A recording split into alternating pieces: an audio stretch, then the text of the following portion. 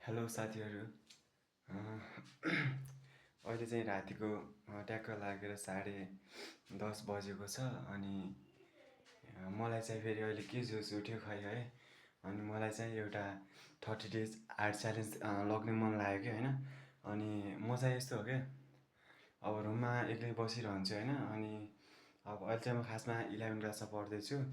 म कक्षा 11मा पढ्दैछु। अनि अब मेरो इक्जाम चाहिँ अब यो आउने मन्डेबाट प्री बोर्ड इक्जाम हुँदैछ होइन। अनि मलाई चाहिँ के जोस आयो खै कुन्नी होइन। एक्कासी आज कति भन्दाखेरि चाहिँ आज 13 गते, वैशाखको 13 गते होइन। के जोस पो आयो अहिले एक्कासी होइन। अनि मैले 30 डेज आर्ट च्यालेन्ज लगेको छु कि, मतलब एक्सर्साइज गरेर चाहिँ होइन। अनि के कस्तो हुँदो रहेछ त, मतलब मेरो बडी चेन्जहरू के हुँदो रहेछ कि होइन एक्सर्साइज गर्दाखेरि। अनि एक्सर्साइजले के सपोर्ट गर्दो रहेछ भनेर चाहिँ होइन। अनि म ट्राई गर्नेवाला छु। अनि खासमा म अब आजबाट बनाउँदैछु होइन।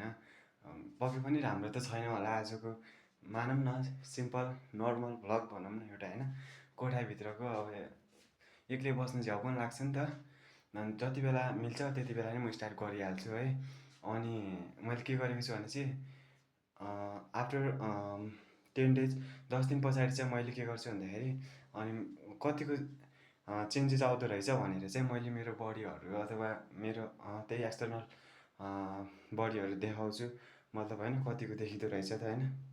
अनि त्यो कारणले चाहिँ साथ सपोर्ट गरिदिनु होला होइन। साथ सपोर्ट नगरे पनि थोरै भए पनि हेरिदिनु होला है। ल सबजनालाई माया छ। आजबाट सुरु गरेको छु मेरो सानो मिनी भ्लगमा। सबैजनालाई स्वागत छ।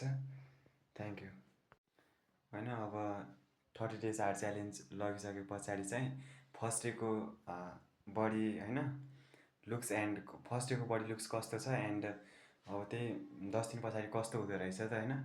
अनि त्यो चाहिँ आज फर्स्ट डेको दिनको चाहिँ देखाउँछु। अनि अरू दिनको चाहिँ अब अलिकति होइन एक्सर्साइज गरेकोहरूको चाहिँ देखाउँला। अनि त्यही हो होइन। ल